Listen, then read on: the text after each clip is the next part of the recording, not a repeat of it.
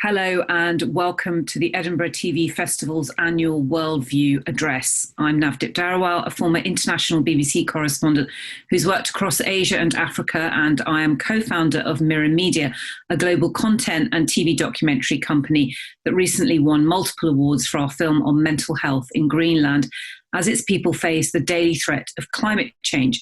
And I will be moderating today's session. And the question we'll be addressing is, why aren't professional storytellers, notably in drama, using their skills and influence to create content that addresses a real-world drama of unprecedented proportions, the climate crisis? Our guests will discuss the role and responsibility of the content community to talk about the climate emergency. And we're so privileged to have two outstanding guests who'll share their thoughts.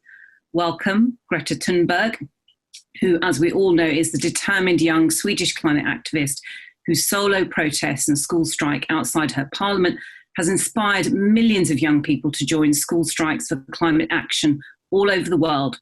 Greta has, of course, addressed decision makers at UN climate summits, at the World Economic Forum, and in several national parliaments. Today, she's sharing her thoughts with us on how we as content makers can step up to the challenge of alerting the world to our greatest and most imminent threat. And welcome also to Jo Nesbo, who is a musician, songwriter and economist, and one of the world's best-selling crime writers. He's an international #1 bestseller, and his books are published in 50 languages, selling over 50 million copies around the world. And most recently, Jo wrote in Time magazine, "If climate change is the biggest story on earth, why can't Hollywood make good TV shows and movies about it?"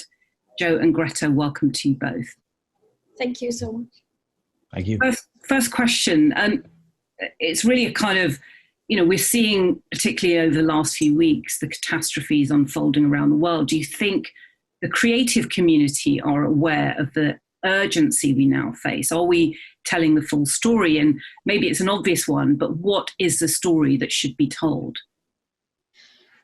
Of course, it varies a lot from one person to another, and also where they live and whether they are impacted by the climate crisis today. But at least my experience, most people I have met are not fully aware of the climate crisis, of its consequences, of its full consequences, and what it actually means for us, not only in the future, but already today, for so many people around the world. It feels... I can only speak from experience, but it feels as if we are only talking about it as a faraway, distant problem that is not impacting us today, and that is something that's it's a problem that we will have to manage in the future rather than an actual existential crisis. So my experience is that we are far away from fully having insight in the crisis and what it actually means. Jo, what's your feeling? Yeah. That's my experience also. I live in a country where we probably see ourselves as very well informed, but Norway is actually just behind the United States and Saudi Arabia when it comes to number of climate skepticism.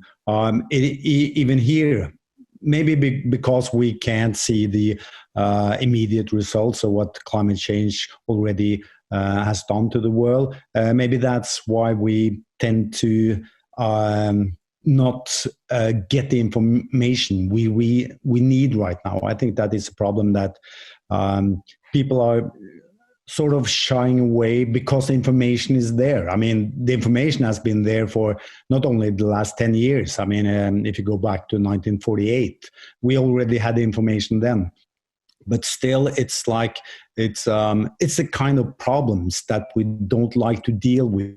Maybe because there's a feeling that as individuals, we feel that there's not much we can do. It's like the kind of disease you get when you can't do anything about it. You rather not have too much information about it. Now we know that we can do something. So hopefully there's a future where people will seek information because they see that there's actually a positive result coming from getting that information. Greta, do you see that there's a lack of response from storytellers? Do you feel that there's a vacuum there, that there's not enough being told around this narrative? First of all, I just wanted to make clear that this is not no individual's fault. I know so many, whether it is artists, storytellers, journalists, who tell me that they really want to write about this, that they really want to make stories about this, report about this, make movies about it, make art about this, but that they are not really, that they don't really have that support in order to do that. So I think, yes, there's a big lack of storytelling when it comes to the climate crisis, whether it is fictional or whether it is just reflecting the reality as it looks like today. But that doesn't necessarily have to be the individual storyteller or artist or writer's fault, but rather it can be that there's not enough interest, or that we think that there's not enough interest in it, so that they don't have enough support in order to do that. But I think there is, if we would start writing about this, if we would start telling stories about it, telling how it is, making stories about this, I think there would be a demand for that. I think we are underestimating the interest in the climate crisis. Do you think part of the problem is the fatalism that surrounds climate crisis? It's, depicted as or delivered as a fait accompli and something the characters must survive. But is it the truth, Jo, that helplessness isn't an easy sell when it comes to making films? Or I think that if you look at other crises in the world, you see that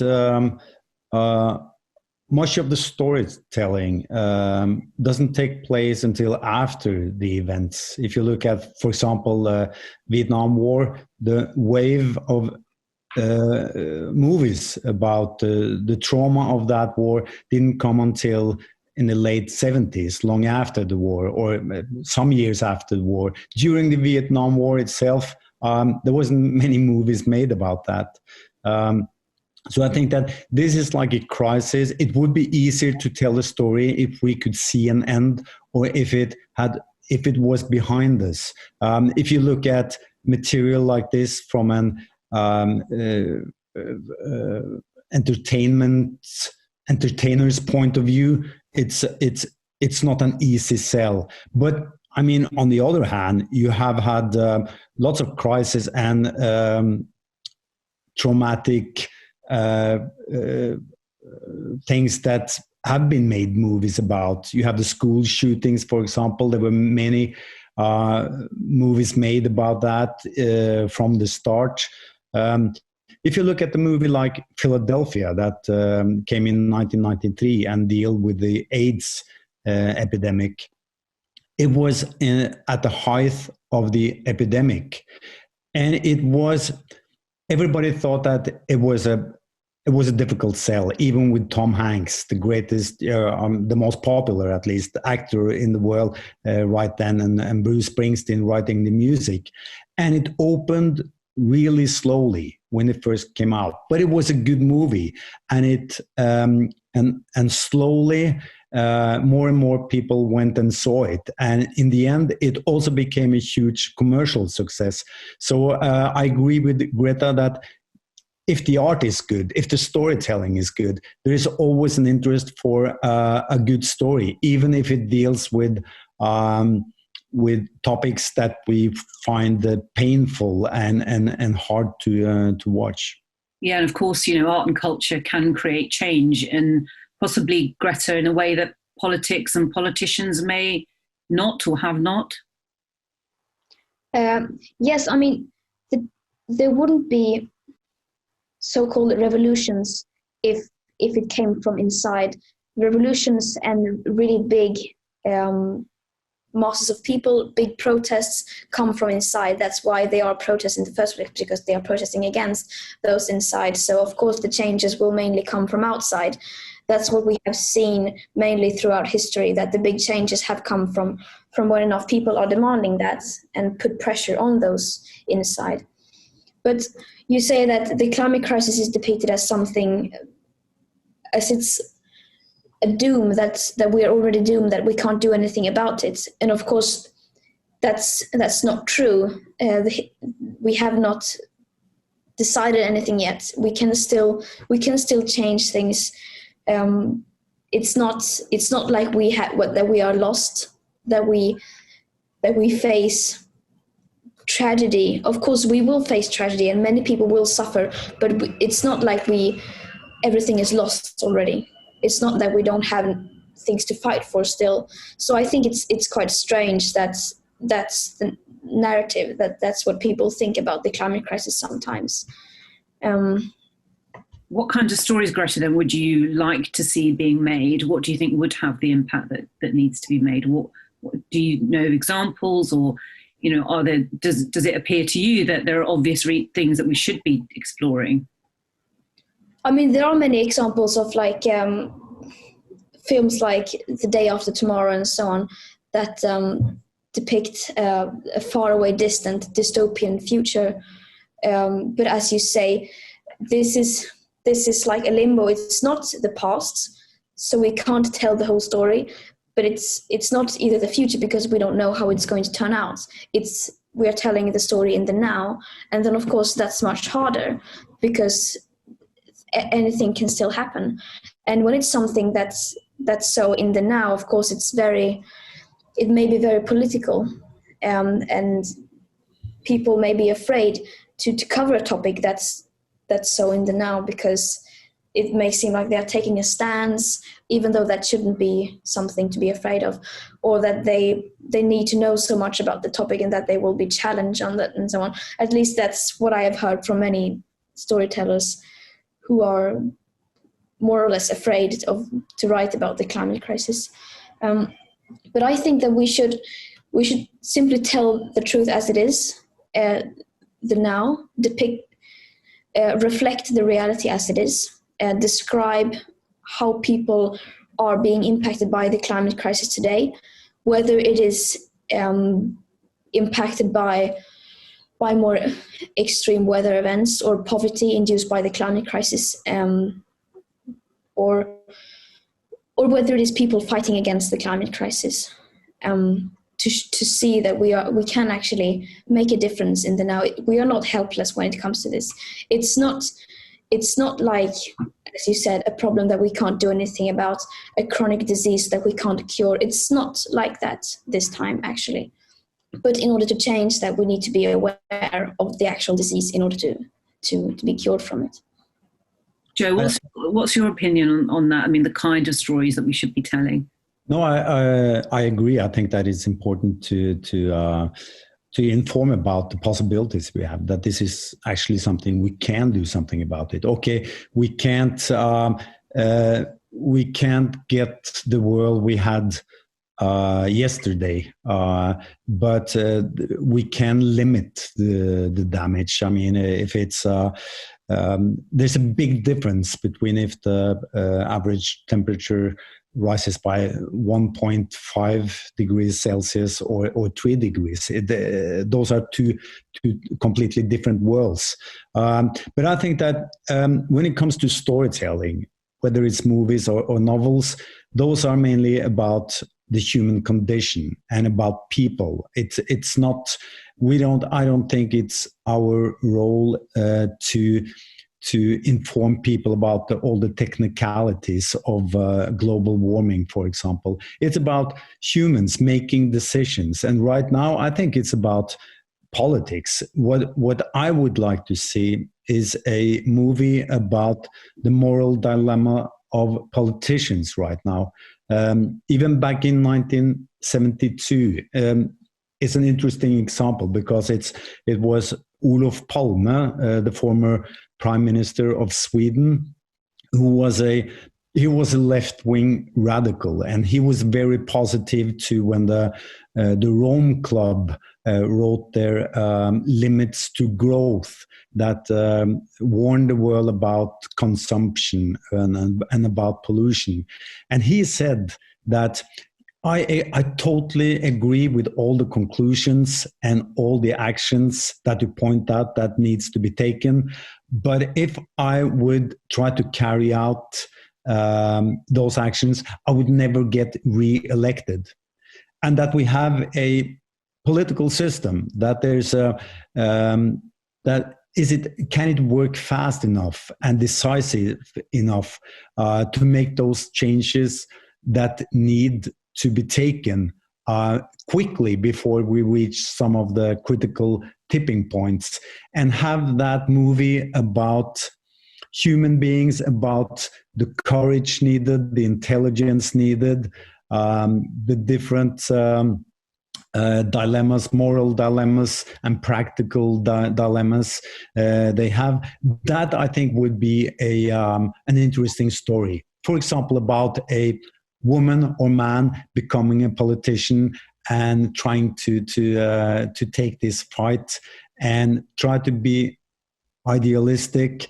On the other hand, work within a system where you know that politics is the art of what is possible, and you know whether our modern democracies can save us in a situation like this. Greta, when you spoke, you talked about storytellers saying there's a concern, you know, that decision makers and those holding the purse strings find climate change a turn-off. Is that how do we address that, as particularly in TV? Yeah, well, of course, if we have not been told the full consequences of the climate crisis, if we don't have a sense of urgency when it comes to the climate crisis, of course, people will not be interested in it. If the media is treating the climate crisis like something far away, that's not important. It's a minor topic, or in the best case scenario, it's an important topic among many other important topics. And if that's the narrative, then of course people won't be interested in it. How can we expect people to want climate action, to even vote for politicians who are driving change? How can we expect that when we don't treat the crisis like a crisis?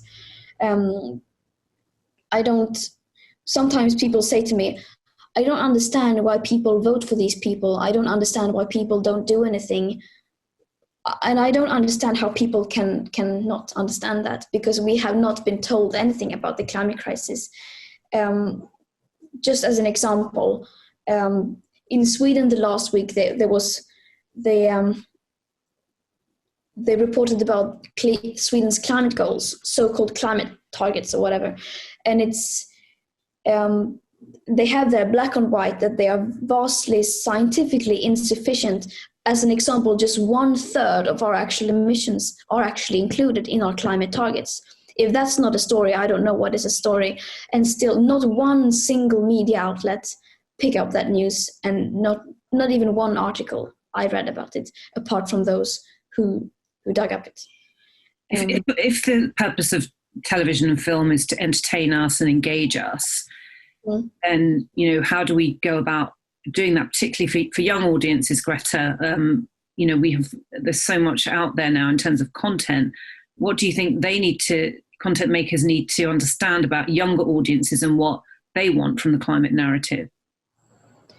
Of course, I can't speak on behalf of everyone, but at least I want to be educated. I want to know what is going on around the world, and I want to know how I can change things. I want to know how I can change things for the better.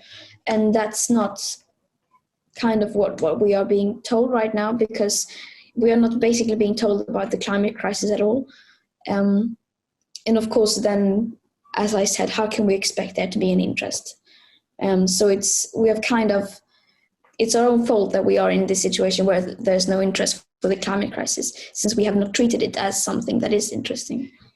Jo, how do we engage audiences then in this quite challenging area? Well, I think first of all, I think it's like I don't think if you look at movies and TV series, they have kind of a different problem, because there's so much money involved in modern movie making. So you have to be sure that there's an audience there already. While writing novels like I do, it's easier. It's just me and my typewriter, and hopefully a willing publishing house.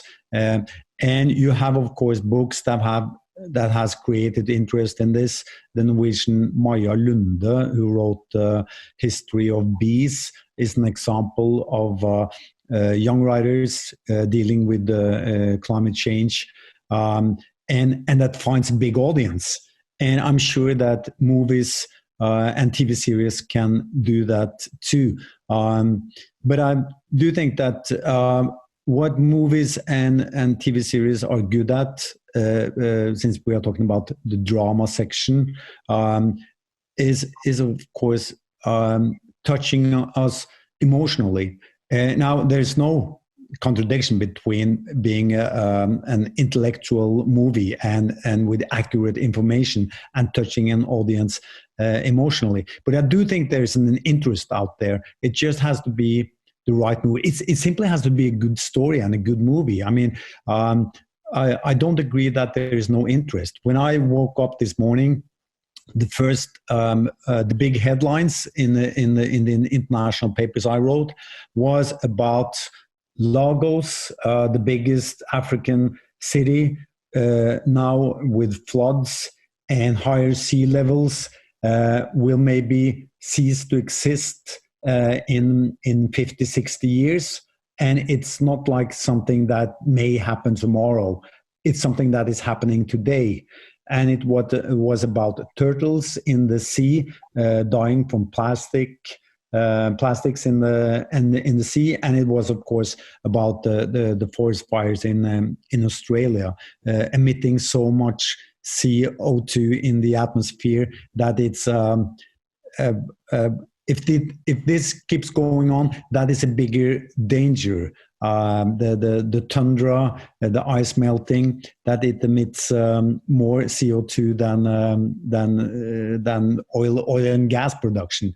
So it's so I don't think that there's a lack of interest and attention. And I think I'm optimistic. I think that will increase. That as we feel the consequences of what we are doing to this planet on an everyday basis, people will turn their attention to this. And I must admit that I'm just surprised that there isn't already at least 3 big blockbuster movies about this. And maybe just coincidence. I think that hopefully when we talk next time, Greta, in maybe 2-3 years, there will be some good movies that deals with this. If you look at, I mentioned Philadelphia, you can see that, okay, so you make an entertaining movie with some big stars. Does it really change anything?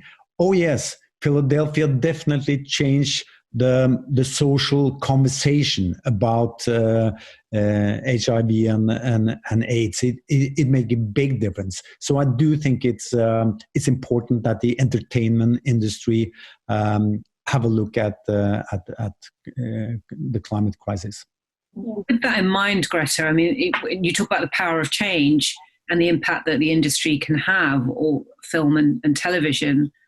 What's your message then to the community that's listening today? Well, in that first, I would also like to address what you said. Of course, if we started to make stories about this, there would be an interest. But as it is now, I mean, the things you talked about, for example, the situation in Lagos and the forest fires, of course, the media is reporting about it, but they're not reporting about it as an emergency, as a real crisis, at least not where I live. It may be like a few articles, and not front page news every single day as it is in a crisis, if you compare it to how the media treated the corona pandemic, for instance. But it is starting to change. I feel like there are more and more people who are starting to cover this and who want to write about this, who want to make stories about this. But it's because we cannot overestimate the power of storytelling. Storytelling is it has such huge power, since we humans are social animals and we copy the behavior of the people around us. Of course, when the storytelling is a huge contributor to change these social norms. And when that changes, we will also start to change. At least I'm convinced that is the case. We have seen that in many other cases. For example, the the corona pandemic, when we started to change social norms, for example, when we stopped shaking hands, we stopped hugging each other, it became socially unacceptable to do certain things. Then we stopped doing those things because we didn't want to stand out too much.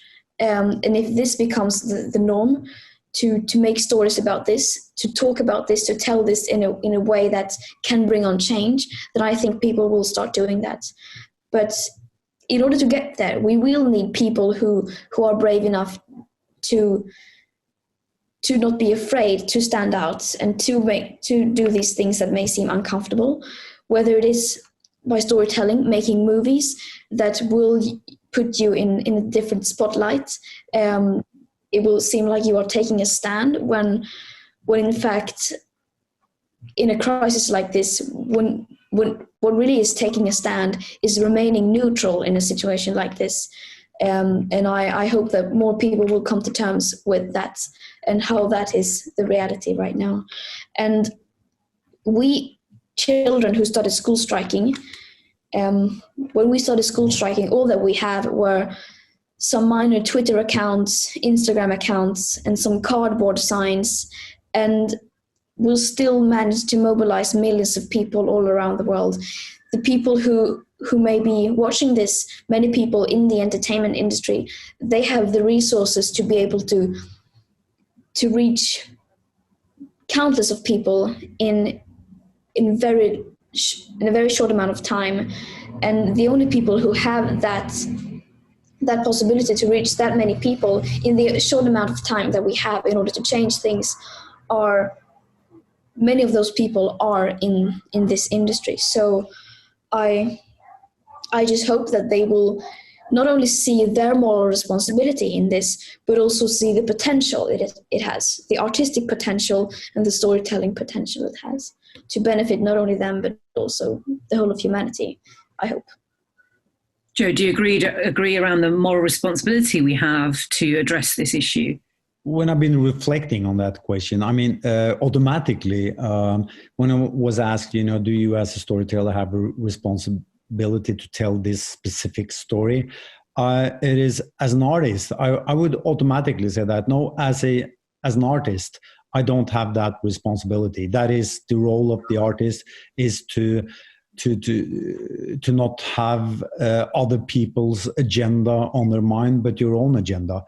But then again, it would be very strange in a situation like this if there weren't a lot of artists having it as their personal agenda to tell this story. I mean, we are a species of herd animals. And it's in our genes, in our social reflexes to try to contribute to that herd. And artists are no exception. We want to do something good. We want to tell a story that we think need to be told, or that we feel as a matter to us personally.